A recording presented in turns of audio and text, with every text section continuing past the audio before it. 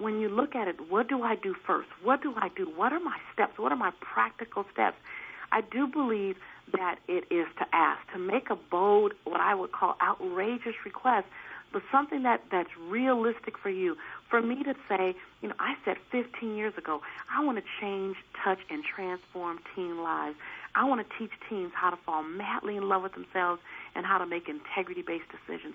I want to transform 1 million teen lives. That was huge for me. That's crazy. Big dream. I'm living in South Central Los Angeles. I lived between the Harlem Crip 30s and the Rolling 60s. I was considered academically challenged in school. Didn't have 2 pennies to rub together that I could find, and I had this big dream. And I went forward as if it was so, as if it could happen. I didn't know that it couldn't. Didn't tell myself that it couldn't. Didn't quite know how, because I knew how to speak to teens, but I didn't know how to do business necessarily.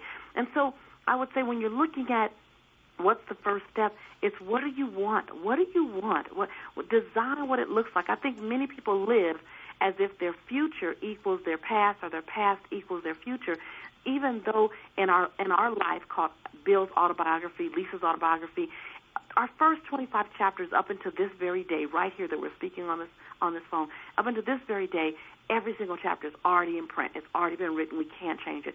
So many people spend their life doing 2 things. One, trying to change the print that's already on the paper, trying to change the past. Why did that happen? Why couldn't I? Why? That's like the most universal question people ask, why?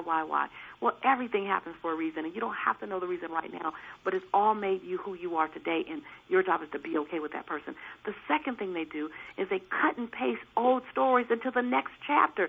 You're cutting and pasting chapter 10 into chapter 29, and all of a sudden you have this repeated cycle of relationships, this repeated cycle of failed employment, this repeated cycle of dreary days, because I believe that people haven't held on to, and we need to grab a hold of the fact that I have a pen in my hand to write my next chapter, and I can write it any way I want to, irregardless of my last 10 chapters.